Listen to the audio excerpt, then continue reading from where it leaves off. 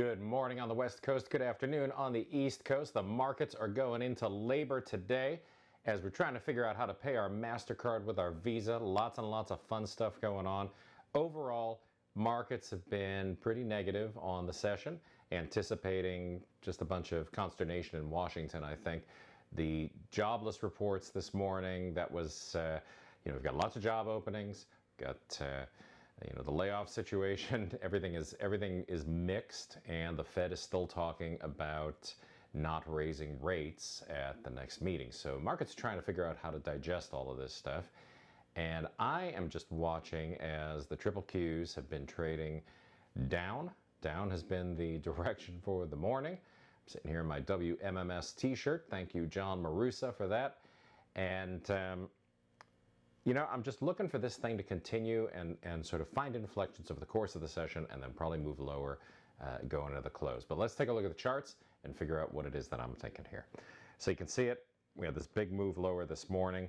We have had lots and lots of tests of pivot lines and anchored VWAPs over the course of the day. And that's been good for trading, as was this infield fly setup. So if you're an Around the Horn fan, if you like my books, they don't have much of a plot, my wife says, but they're still good reading. This infield fly setup here really set up a reversal move to the downside. It happened right at confluence with the 618 retracement right there. And we also had, of course, this move up to the 2 standard deviation band, telling us that price was likely going to move lower. So over the course of the day, what I'm expecting to see is that we're going to get a resumption of this trend move. It's always what I'm looking for, is follow the trend, right? Trend is your friend. The only thing right now that I'm not super go nuts about is that we are above that volume weighted average price for the session. We are also, however, at overhead resistance on the Qs from a daily and a weekly time frame. And I think that generally speaking, for the rest of today at least, we can expect that the most likely thing is going to be that we get some zigzag moves, higher and then lower, and then higher and then lower, and that we're going to keep seeing this kind of a thing happen over the course of the day. So I've sort of been sitting on my hands. Bibbs brought that up this morning in the first hour trading pit. He said, do you think today is a great day to be trading, or should we just sit on our hands? I think he was spot on accurate when he said that until the debt ceiling stuff is out, we should focus on something other than getting in front of lots and lots of trades.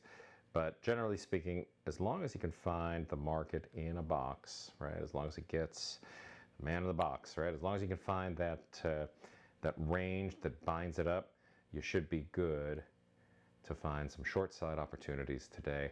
And if, and only if, this trend manages to stay above this VWAP and starts a move up into this part of the range and then pulls back and higher, then we could see some moves that give us some long side opportunities going into the close.